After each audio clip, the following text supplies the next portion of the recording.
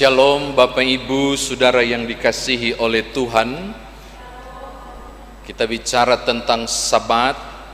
Dalam bahasa Ibrani berarti beristirahat atau berhenti, sehingga tahun Sabat berarti tahun istirahat, jatuhnya pada tahun yang ketujuh.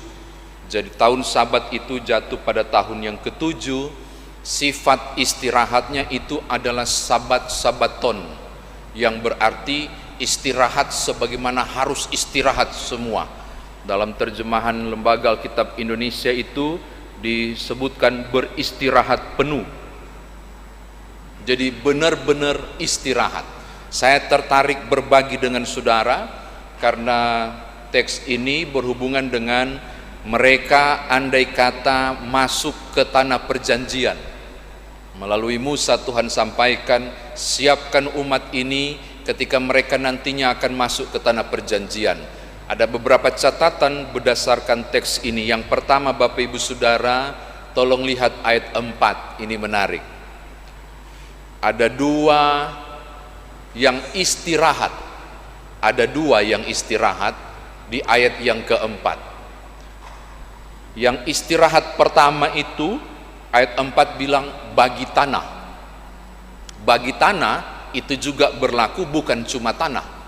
Yang dimaksud juga di sini adalah ternaknya yang menggarap tanah itu, para pekerja yang bertugas menabur, juga para pekerja yang ketika sudah panen bertugas untuk menuai. Jadi totalitas beristirahat. Berarti tanahnya istirahat, hewannya istirahat, pekerja-pekerjanya beristirahat. Semua total beristirahat. Pertanyaannya, berapa lamakah mereka beristirahat? Alkitab berkata pada hari yang ketujuh harus menjadi sabat-sabaton, istirahat penuh bagi semua itu. Unsur pertama yaitu tanah, hewan, para penggarap, juga para penuai, dan semua total 1 tahun. Saudara bisa bayangkan 1 tahun mereka libur. Tahun ketujuh, tahun cuti, tidak bikin apa-apa, totalitas selama 1 tahun. Oke, ini yang istirahat untuk yang mana? Yang pertama tadi. Sekarang pihak kedua yang beristirahat. Saya tertarik lihat ayat yang keempat. Coba saudara lihat ayat 4. Tetapi pada tahun yang ketujuh haruslah ada bagi tanah, ini yang pertama, suatu sabat masa perhentian penuh. Ini lagi, suatu sabat bagi Tuhan. Kalau terjemahan literernya sabat berhenti atau istirahat, suatu perhentian, suatu istirahat bagi Tuhan. Wish, pertanyaannya, Tuhan butuh istirahatkah? Kan ini menarik. Jadi kalau kita baca literer, ada kesan dua yang ditujukan beristirahat. Tanah termasuk ternak, para pekerja istirahat. Yang kedua, sabat bagi Tuhan, berarti beristirahat bagi Tuhan. Tuhan istirahat berapa lama? 1 tahun. Sekarang mari kita berpikir, apa yang terjadi bagi dunia ini ketika Tuhan istirahat? Saya gunakan bahasa kasar, mohon maaf. Masa bodoh dengan apapun yang 1 tahun akan terjadi di dunia ini. Ya ampun, fatal. Bayangkan hasil ciptaan tanpa pencipta. Mau jadi apa ini dunia? Karena itu saudara harus membaca ulang arti bagi Tuhan. Bagi Tuhan yang dimaksud bukan Tuhannya yang istirahat, tapi bagi Tuhan yang dimaksud adalah waktu istirahat selama 1 tahun ini fokusnya dipersembahkan bagi Tuhan. Maksudnya apa? Dipersembahkan bagi Tuhan. Kalau Bapak Ibu bertanya maksudnya apa, saya juga bertanya maksudnya apa. Makanya ketika menyiapkan khotbah ini saya gali lebih jauh. Nah, saya mendapatkan jawabannya. Nanti buka, kasih tanda dulu Ulangan 31 ayat 9 sampai 13, itu jawabannya. Ulangan 31 ayat 9 sampai 13 kira-kira bilang begini. Di tahun ketujuh, tahun istirahat, kamu sekalian tidak boleh melewatinya dengan ongkang-ongkang kaki, tetapi kalian semua harus belajar hukum Taurat dan belajar mengajarkan dari generasi ke generasi tentang hukum Taurat. Akhirnya kita dapat jawaban, bagi Tuhan berarti 1 tahun itu fokus istirahat dipersembahkan bagi Tuhan, maknanya dorang belajar Taurat. Maksudnya apa? Meningkatkan kemampuan spiritualitas mereka. Spirit, nilai kerohanian mereka diasah ulang, dipertajam ulang selama 1 tahun. Dan silakan saudara geleng-geleng kepala, 1 tahun belajar Taurat. Coba lihat, ini luar biasa loh. Bagi Tuhan berarti melakukan intimasi, bukan intimidasi. Intimasi, berdekat-dekatan fokusnya, nempel terus dengan Tuhan, membangun kehidupan spiritual. Ini catatan saya yang pertama. Yang kedua pertanyaannya, kalau tidak nanam, ini menarik kan? Kalau tidak menabur, sebelumnya kalau tidak menggarap 1 tahun, pertanyaannya, terus makan apa? Kan gitu dong. Jangan bikin aturan tapi nggak bikin solusi Tuhan. Terus kami makan apa? Nah, kita temukan jawabannya. Tolong lihat ayat 6. Hasil tanah selama sabat itu, saya ganti kata sabat dengan istirahat 7 tahun ya. Hasil tanah selama istirahat 1 tahun ini, itu haruslah menjadi makanan bagimu, yakni bagimu sendiri, bagi budakmu laki-laki, budakmu perempuan, bagi orang upahan, dan bagi orang asing di antaramu yang semuanya tinggal padamu. Oh, mereka makan dari hasil buah-buah, hasil panen yang mereka nggak tabur. Bapak Ibu tolong curigai ayat 6 ini, karena saudara pasti sudah baca ayat 5. Tolong lihat ayat 5. Ini menarik nih.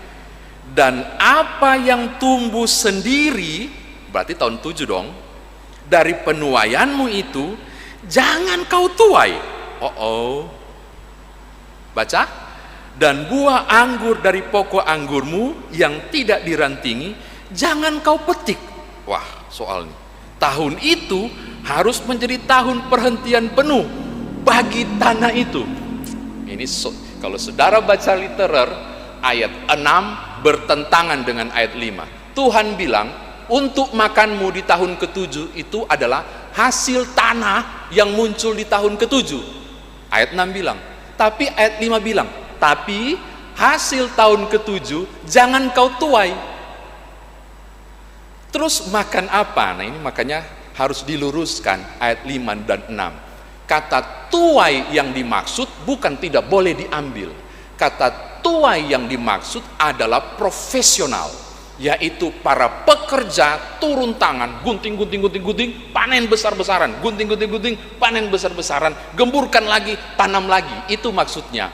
Jadi ayat 5 mau bilang, bukan nggak boleh nikmati, bukan. Karena ayat 6 suruh nikmati. Lalu apa? Sekedar untuk kebutuhan. Bukan hasil yang tidak kau tanam itu berbunga-bunga dan berbuah-buah, baru kau ambil semua, nggak boleh. Cukup untuk makan keseharian selama 365 hari, selama 1 tahun. Ini menarik ya.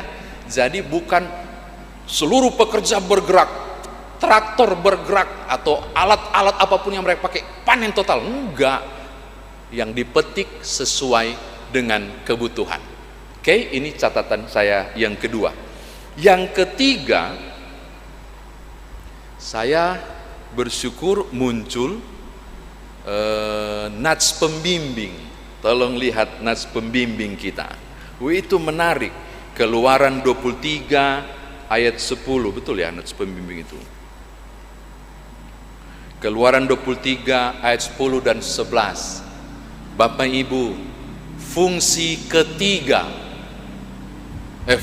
kedua tahun sabat, tahun istirahat.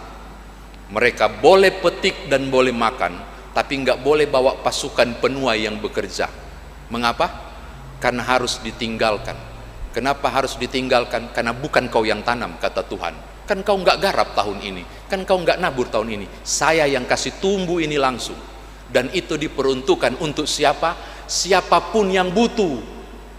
Karena tanah itu nggak kau garap 1 tahun, nggak kau tanam 1 tahun, maka nggak boleh kau panen. Itu semua berhak panen, termasuk para janda, yatim piatu, orang asing, orang miskin. Bahkan di bacaan kita di ayat yang ke-7, ayat 6 dan 7, budakmu boleh panen, boleh ambil, budak perempuan boleh ambil, budak laki-laki boleh ambil. Saudara tangkap maksudnya? Ini poin menarik. Tuhan memperhatikan sisi sense of humanity, sense of belonging, rasa kemanusiaan dan rasa saling memiliki, saling peduli satu dengan yang lain. Tuhan peduli bagi mereka yang susah, Tuhan peduli bagi mereka yang tidak punya. Maka khusus tahun ke-7 mereka punya hak pada ladang. Aku membayangkan begini Bapak Ibu, si tuan tanah cuma lihat-lihat dari jauh, udah deh, ini siapa lagi yang ambil? Loh, aku nggak kenal orang itu, nggak peduli, nggak kena hukum. Mengapa? Semua orang berhak makan di situ. Saudara lihat betapa tuh di tahun ke-7 itu kepekaan dan kepedulian sesama manusia ditekankan. Saudara ingat tadi saya bilang belajar Taurat, tahun ke-7 kepekaan dan kedekatan dengan Allah dibangun kembali secara maksimal.